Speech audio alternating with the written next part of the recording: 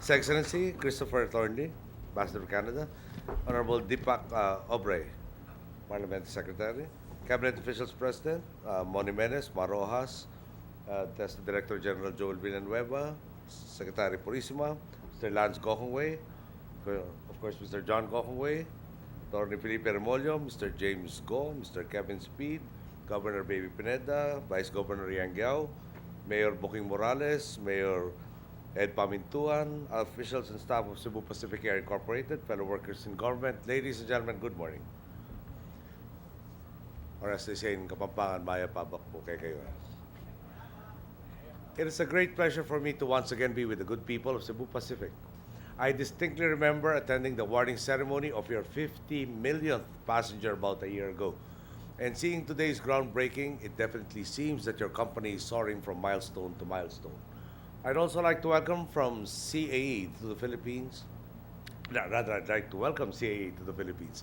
I hope that you're not too busy with work to experience for yourselves just how much fun it is indeed in the Philippines.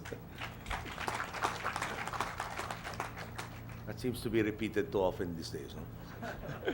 Whenever I attend groundbreaking ceremonies like this, I become more optimistic about our country's future.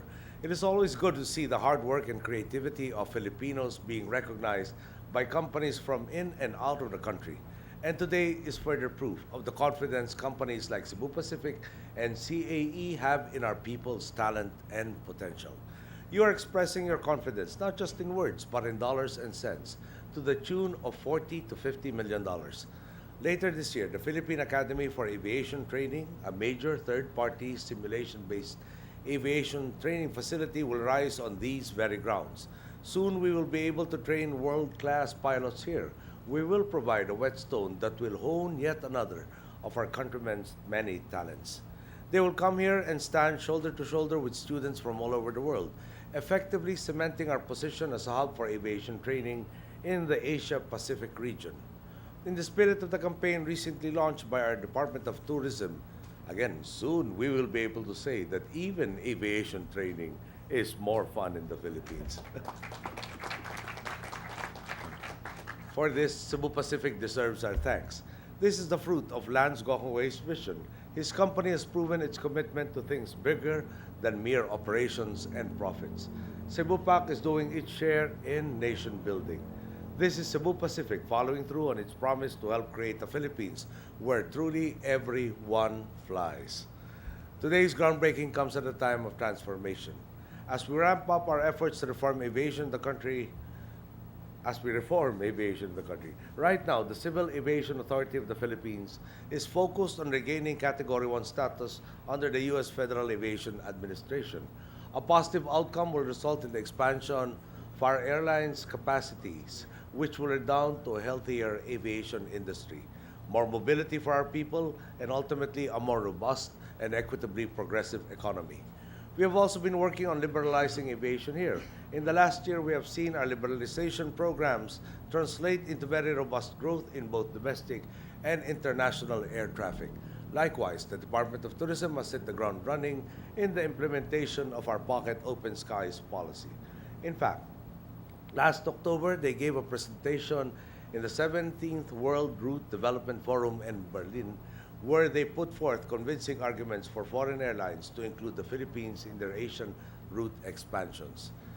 This can only have a positive impact in the tourism sector, which, as I always say, is one of the low-lying fruits on our economic agenda.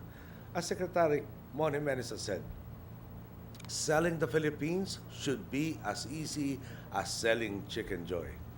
We are aware of how gifted our country is, from our natural wonders to the inherently welcoming attitude of our people. Make no mistake about it.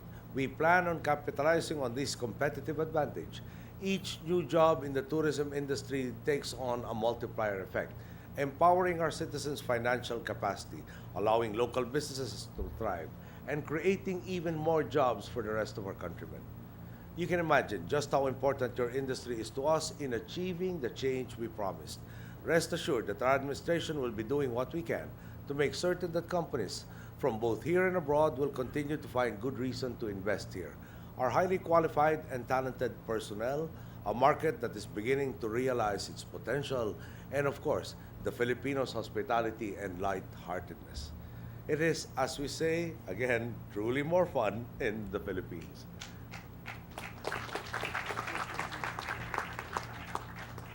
I hope I earned my pay with Secretary Moni Menes today. Those who will be learning to fly here will at times find it difficult. It is true that it's more fun in the Philippines, but we remain aware that achievements are built on hard work and excellence.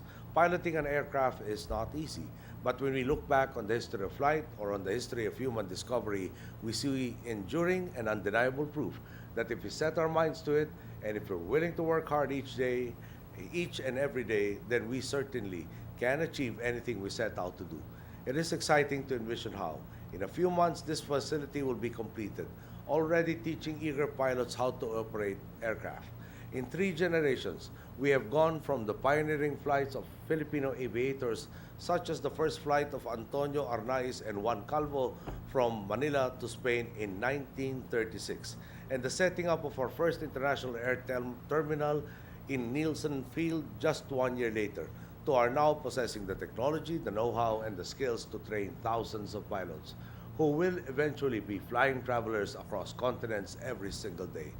Perhaps now that flying has become so convenient for us in the 21st century, there may be days we take for granted that should we want to, we are able to easily hurtle through the air halfway across the earth.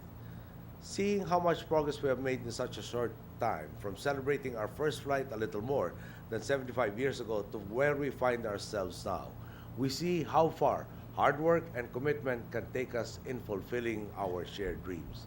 In the next 4.5 years, I want our country to progress in the same way the aviation industry has done. What we want to do can be stated simply. We want to change the way this country works. We want to improve the lives of our people, and we want to put an end to corruption so that we can put an end to poverty. We are aware that the path to fulfilling these goals will be difficult. It will need not just our effort, but the effort of each and every Filipino. And we must also aspire to soar.